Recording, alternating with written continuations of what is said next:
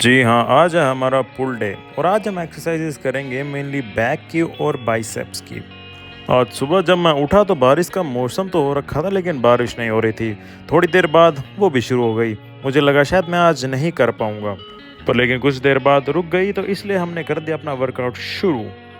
अभी जो दृश्य तुम्हारी आंखों के सामने है इसमें बहुत छोटी छोटी कणियाँ फट रही हैं, जिसमें एज यूजल मैं अपना वार्म अप कर रहा हूँ और उसके बाद सीधा मैंने अपना वर्कआउट शुरू कर दिया।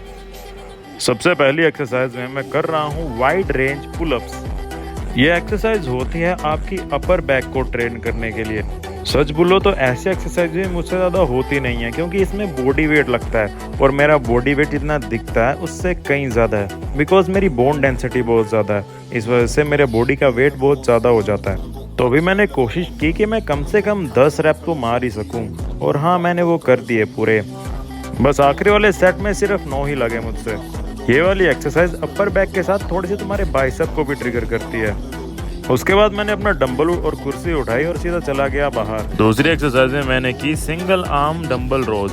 ये एक्सरसाइज आपकी लैट्स के लिए होती है। कई बार तुमने वीडियोस में देखा होगी, कई लोग छतरी की तरह अपनी पीठ को खोल के पूरी फैला लेते हैं। वो डेवलपमेंट इसी एक्सरसाइज की मदद से आती है। मतलब और भी कई एक्सरसाइज होती हैं, ये भी उन्हीं में से एक है। इससे पहले जो हमने पुलअप्स की थी वो भी आपकी इसी चीज को डेवलप करती हैं। आपके लैट्स आते तो आपकी अपर बैक में ही है। तो सिंगल आर्म डंबल रोज के मैंने 16 के 3 सेट लगाए। वैसे तो मैं ज्यादा वेट उठा लेता था जिम में, पर लेकिन मेरे पास ऑप्शन न होने के कारण मैंने रेपिटेशन ज्यादा कर ली। मेरे पास 15 किलो का डंबल पड़ा हुआ है घर में, बस उसी का पूर्णतः उपयोग करता हुआ अमनप्रीत सिंह। अगली एक्सरसाइज में मैंने करा डबल हैंड डंबल रोज। ये वाली एक्सरसाइज ट्रेन करती है आपके मिडिल बैक को। हाँ, मैं जानता हूँ सबके घर में डंबल नहीं होते, पर लेकिन तुम कोई भारी चीज उठा सकते हो, जैसे कि ईंट हो गया या कोई पत्थर हो गया। अब तुम बोलोगे पत्थर का इतना वजन नहीं होता है। सिंपल है, रेपिटेशंस बढ़ा दो।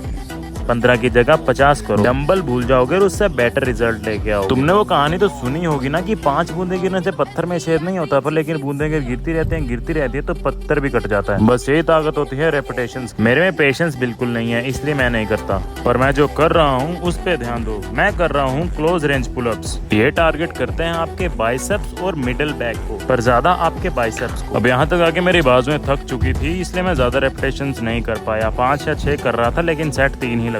To the failure. अगर तुम एक कैलिस्थेनिक्स परफॉर्मर हो तो शायद तुम्हारे बॉडी का साइज उतना ना दिखे, पर लेकिन ताकत इनक्रेडिबल होती है। असली फिटनेस वही होती है जब तुम सही में फिटनेस होते हो। मसल को ओवर बढ़ा के तुम्हारे शरीर की अगर इलास्टिसिटी खत्म हो गई तो भाई बहुत मुश्किल है। मसल और फ्लेक्सिबिलिटी दोनों ही जरूरी होते हैं। अब पुलअप्स करने के बाद मैं बाहर आ गया अपने डंबल कर्ल्स करने के लिए। जिम में मैं बैठ के डंबल कर्ल्स किया करता था, सोचा यहाँ भी ऐसे ही कर लूँ, पर लेकिन बात नहीं बनी, क्योंकि कुर्सी के रेस्ट का कोना मेरी बाजुओं में चुभ रहा था, जो कि दिक्कत कर रहा था कर्ल्स करते टाइम। दूसरी बात, जिम के मुकाबले वो ज़्यादा वाइड भी था। तीसरा, डंबल में जितना यूजुअली करता हूँ उससे भारी था। मैं शुरुआत करता हूँ 10 किलो से, 12 किलो पे जाता हूँ, 15 किलो लास्ट में करता हूँ। पर लेकिन मेरे पास सिर्फ 15 किलो का ही डंबल होने की वजह से और उसमें बहुत सारी दिक्कतें होने की वजह से मैं अच्छे से कर नहीं पाया। तो 2 सेट तो मैंने बैठे बैठे कर दिए 10-10 रेपिटेशंस के। तीसरा सेट मैंने खड़े होके किया, पर उसमें अच्छे से 12 रेपिटेशंस की।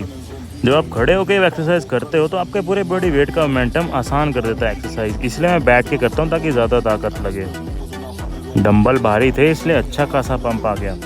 फिर उसके बाद मैंने अपनी अगली एक्सरसाइज हैमर कर्ल्स की।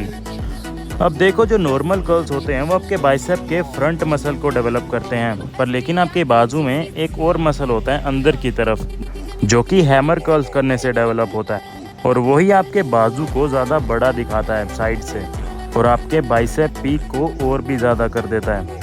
इसका एक और वेरिएशन होता है जो आप दीवार के साथ लग के करते हो, उससे आपके बॉडी का मोमेंटम नहीं लगता, इसीलिए आपकी ज़्यादा ताकत लगती है बाजुओं की। पर फिलहाल मैं सिंपल ही कर रहा हूँ, क्योंकि जैसा मैंने बताया मेरी एक बाजू कमज़ोर है और 15 किलो से मैं वैसे कर नहीं पाऊँगा। और चेक करो जी, ये सब एक्सरसाइजेस करने के बाद पंप कुछ ऐसा था। बाइसेप के साथ फोरआर्म भी आपके एस्थेटिक्स को बहुत बढ़ा देता है।